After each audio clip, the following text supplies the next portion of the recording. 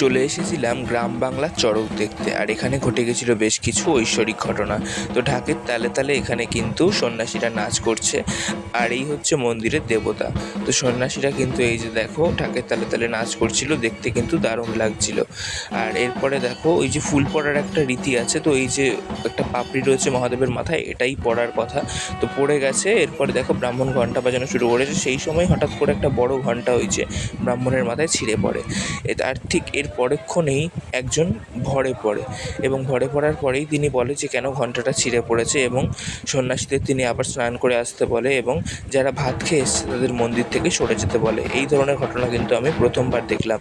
তোমরা আগে দেখেছো কিনা আমায় কমেন্টে জানিও। এরপরই কিন্তু শুরু হয়ে গেছে অঞ্জলি, আর অঞ্জলির শেষে এখানে দেখো একটা নতুন রীতি দেখলাম। এইভাবে ধুনুচি নিয়ে একটা খেলা, আর ধুনো দিয়ে এটাকে বারবার করে আগুন দিয়ে ফুলকি ওড়ানো হচ্ছে।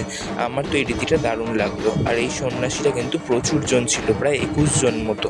তো এরপরে এই খেলাটা শেষ হয়ে গেলেই এখানে শুরু হবে বাতাসা লুট। তো এখানে বাতাসা লুট হচ্ছিল, আর আমরা কিন্তু অনেকগুলো বাতাসা কুড়িয়েছিলাম। এরপরে শুরু হবে ঝাঁপ খেলা, সেটা দেখার জন্য পরের ব্লগটা দেখো।